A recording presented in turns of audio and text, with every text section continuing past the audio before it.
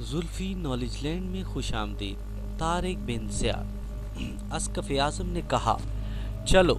लेज़ना ने अस्क़फ़ आज़म के हाथ में हाथ डाल दिए और चलते हुए बोली, लेकिन एक वादा कीजिए। अस्क़फ़ आज़म ने कहा, कौन सा वादा?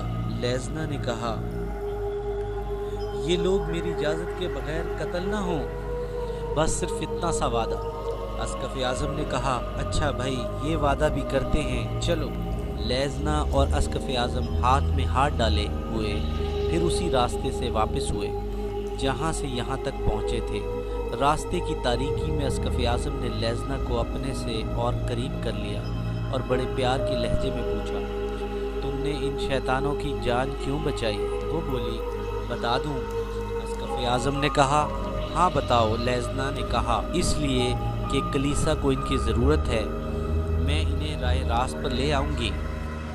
अगर अभी तक आपने वीडियो को लाइक नहीं किया तो वीडियो को लाइक कर लें, चैनल को सब्सक्राइब कर लें और बेल आइकन को ज़रूर क्लिक करें ताकि हमारी आने वाली वीडियोस की नोटिफिकेशन आपको मिल सके। मार्टीन और रॉक्सीन मेरी तरह आपकी खिदमत करेंगी।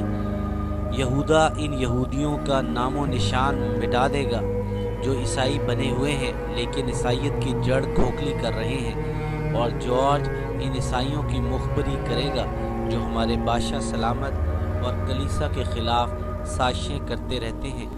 अस्क़फ़ आज़म चौंक पड़ा और इसने कहा, साजिशें?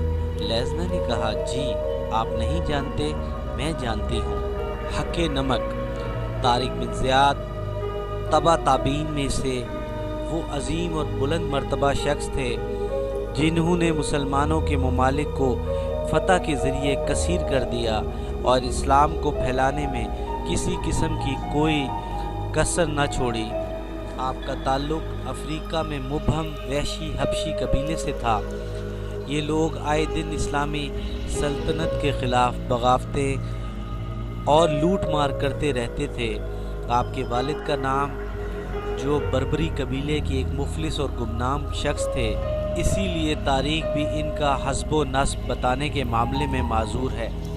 ये मुफलिसी और अफलास का ही नतीजा था कि तारिक बिन ज़ियाद एक ज़र ख़रीद ग़ुलाम थे। तारिक बिन ज़ियाद ग़ुलाम बनकर अब सल्तनत अमूया के मशहूर खलीफा वलीद बिन अब्दुल मलिक के मशहूर जर्नैल मूसा बिन नसीर के पास फ़रोख्त हुए और बचपन से लेकर सने बलूगत तक उनकी खिदमत करते रहे।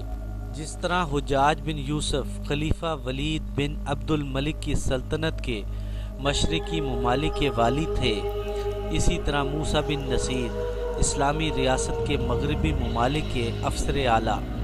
चूँकि इन्होंने अफ्रीका की नीम वहशी अक़वाम को असीर करके वहाँ इस्लामी हुकूमत की बुनियाद को मजबूत किया था, इसीलिए खलीफा ने इन्हें इसी इलाके का हाकिम आला मुकर्रर कर दिया। तारिक बिन ज़ियाद बचपन से ही बड़े ज़हीन, शरीफ, बहादुर, फर्मा बरदार और शरीफुल नफ्स, इसलिए तारिक बिन ज़ियाद पर उन्होंने खसूसी तवज्जो दी और पत्थरों में पड़े हुए हीरे को तराशा। तारिक बिन ज़ियाद बचपन से ही बड़े ज़हीन, शरीफ, बहादुर, फर्मा बरदार और शरीफुल नफ्स थे। मूसा बिन नसीर बड़े बहादुर, साहिब फरासत, साहिब तदबीर और साहिब बसीरत जर्नैल थे, इसीलिए तारिक बिन ज़ियाद पर उन्होंने खसूसी तवज्जो दी और पत्थरों में पड़े हुए हीरे को तराशा।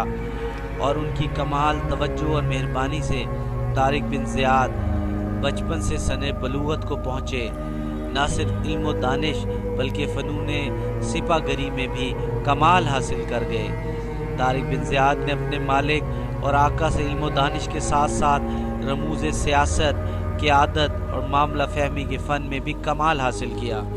तारिक बिन ज़ियाद की सीरत, सलाहियत, वफ़ादारी और शुजाअत से ही मुतासिर होकर मूसा बिन नसीर ने उनको ग़ुलामी से आज़ाद करते हुए तंबा का हाकिम मुकर्रर कर दिया।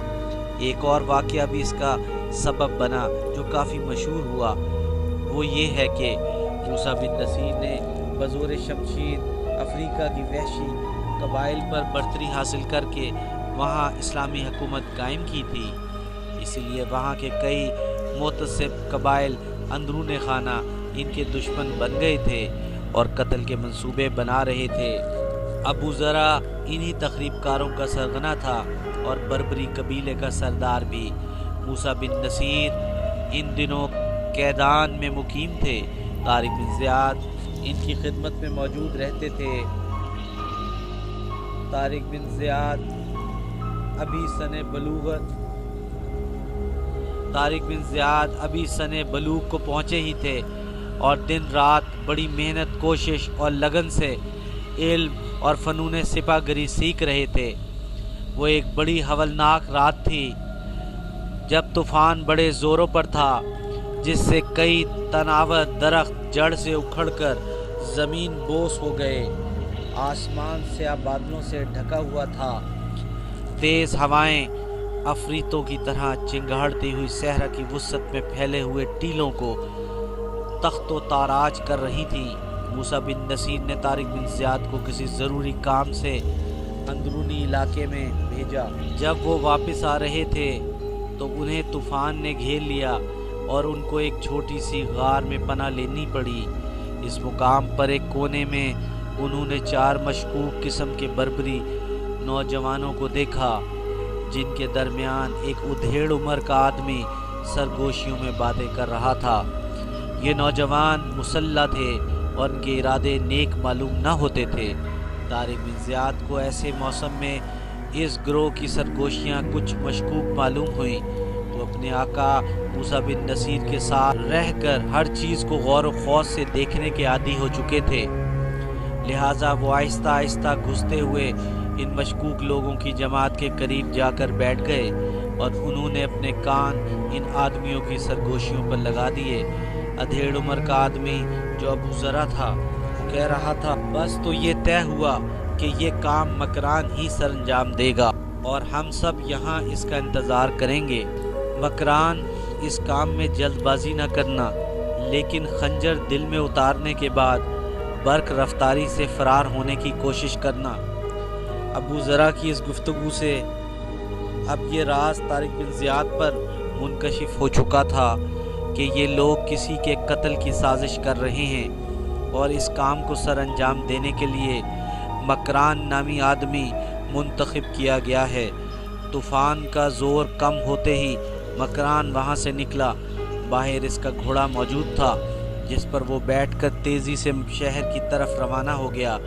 طارق بن زیاد نے بھی گھوڑے پر سوار ہو کر اس کا تعاقب کیا۔ جو طارق بن زیاد کے آقا کا گھر قریب آتا جا رہا تھا، طارق بن زیاد کے دل کی دھڑکن تیزی سے بڑھتی جا رہی تھی، اس لیے کہ اس آدمی مکران کا رخ اسی سمت تھا۔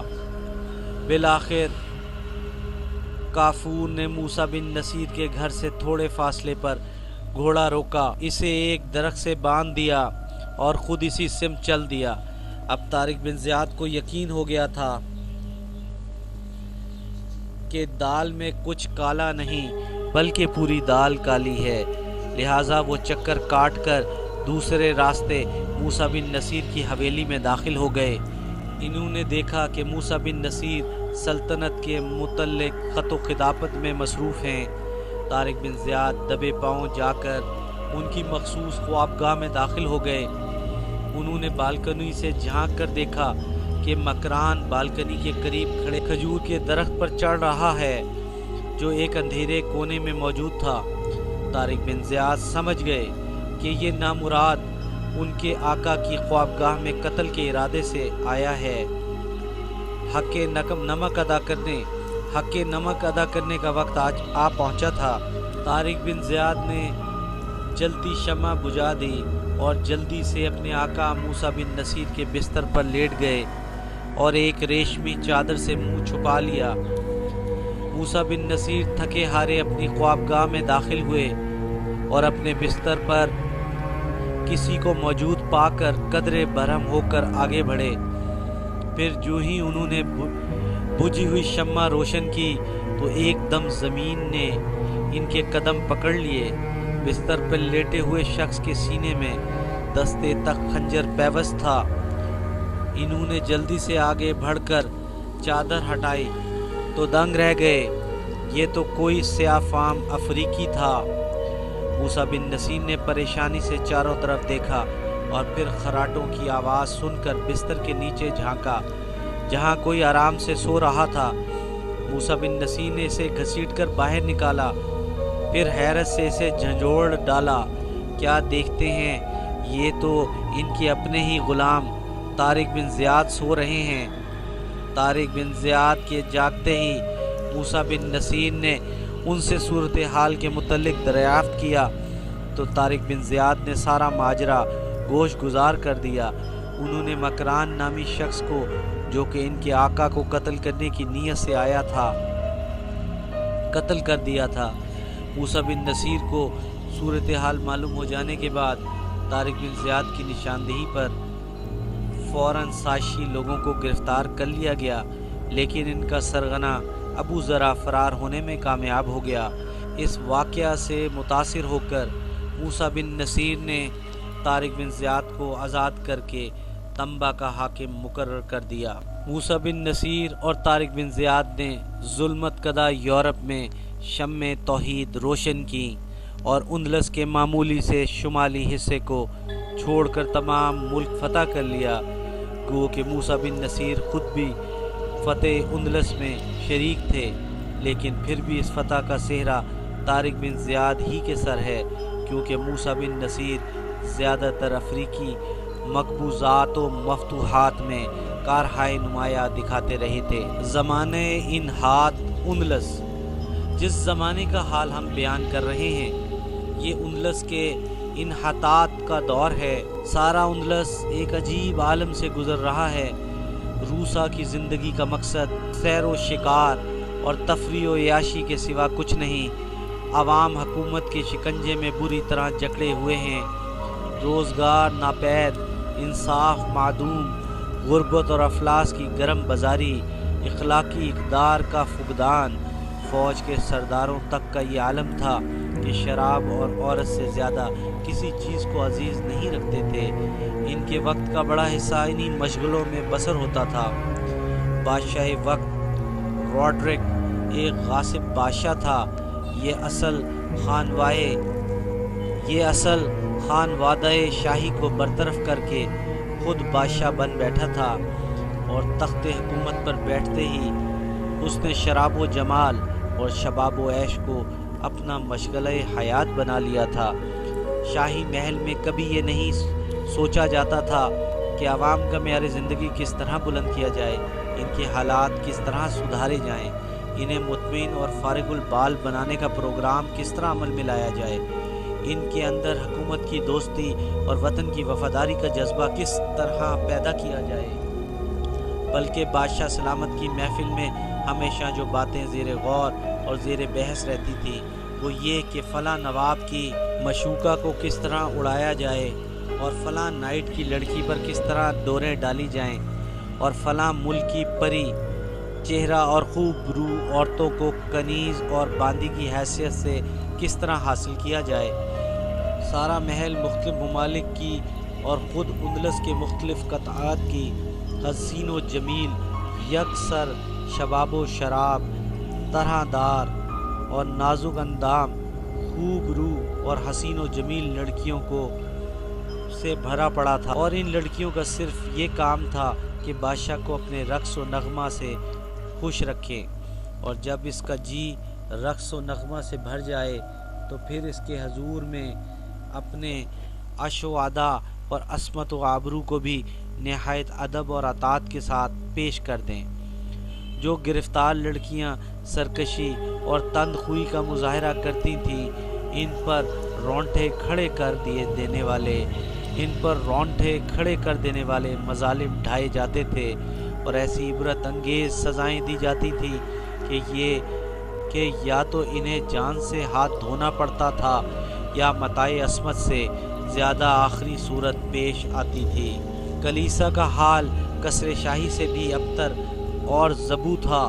کہنے کو تو کلیسا روحانیت کا مرکز اور بھی حرام کاری کا اڈا بنا رکھا تھا۔ لوگ اپنی لڑکیوں اور بہنوں کو ننھے اس لیے بناتے تھے کہ وہ مقدس مریم کی طرح پاک دامنی کی زندگی بسر کریں، لیکن یہاں آنے کے بعد انہیں مقدس پادریوں کی بیچاریوں کی ذرا بھی پیش نہیں جاتی تھی۔ وہ لاکھ روئیں مچلیں، خود مادر محترم مریم کا واسطہ دیں، لیکن انہیں آخرکار اپنی سب سے بڑی اور قیمتی پونجی یعنی عصمت اتنی مضبوط و مستحکم تھی کہ بادشاہ اس وقت تک تخت حکومت پر بیٹھ سکتا تھا جب تک کلیسا کی سرپرستی اسے حاصل تھی۔ کلیسا کی مخالفت کر کے یا کلیسا کے اختلاف کا نشانہ بن کے وہ ایک منٹ بھی حکومت نہیں چلا سکتا تھا۔ پھر اس کے لیے دو ہی چارہ کار تھے، یا تخت حکومت سے دستبرداری یا ذلیل یہودیوں کی جائیدادیں ضبط کر لی جائیں، انہیں مجبور کیا جائے کہ پھر اس کے ساتھ کوئی رعایت نہیں کی جاتی بلکہ اس کا خاندان بھی تباہی اور بربادی کی۔ عوام کی جہالت سے کلیسا نے بہت زیادہ فائدہ اٹھایا تھا۔ غربت اور تباہ حالی کے باوجود آنکھ بند کر کے کلیسا کی بات مانتے تھے۔